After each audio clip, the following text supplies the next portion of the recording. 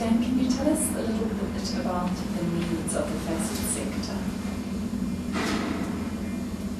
One of the historical factors within the facet sector is that at management and senior levels within the sector, people are predominantly white.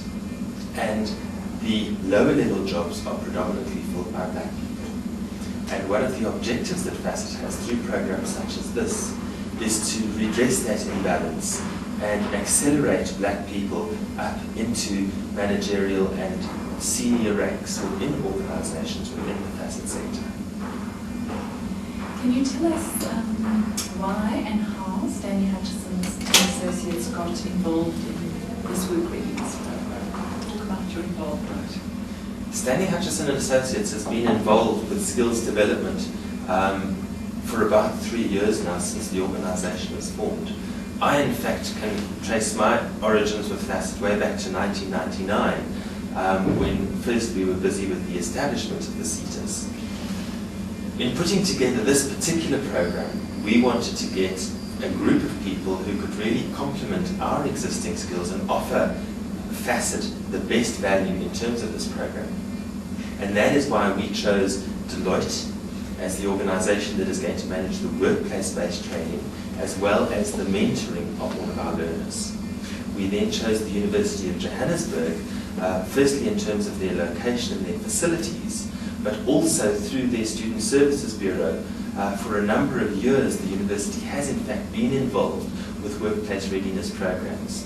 And the university has had a major role to play in the training component going back to 6 weeks ago when the program actually started. I haven't told you anything about Stanley Hutcheson and Associates. What role does Stanley Hutcheson and Associates play? Stanley Hutcheson and Associates is the lead provider within the project. Our role is to coordinate the rest of the project team. In addition to that, through our recruitment division, we've managed the full selection process of all of the 100 plus learners that we have on the program at the moment. And through associates and staff of Stanley Hutcheson and Associates, we're also doing a great deal of the actual workplace training, and that includes the programs such as communication, business writing, presentation skills, and so forth.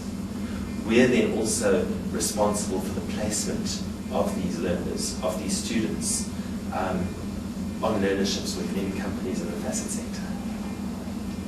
What are the aims and objectives of this 12-week program? I usually try and summarize that saying 2 things.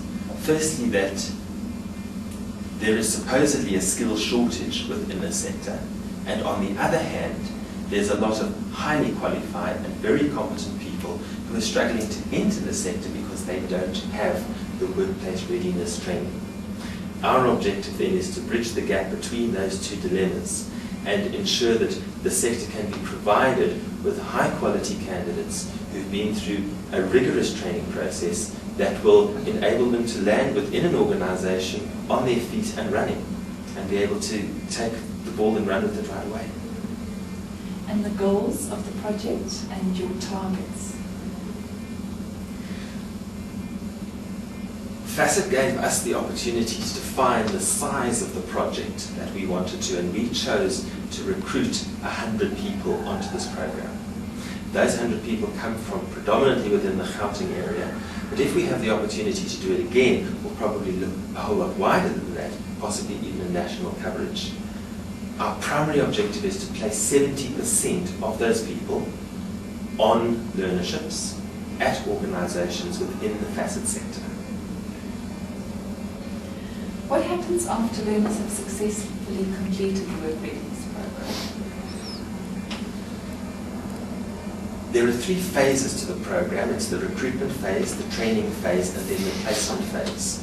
The placement phase started even before we started training the learners to prepare organisations and get them ready to receive these students when they come out of the program.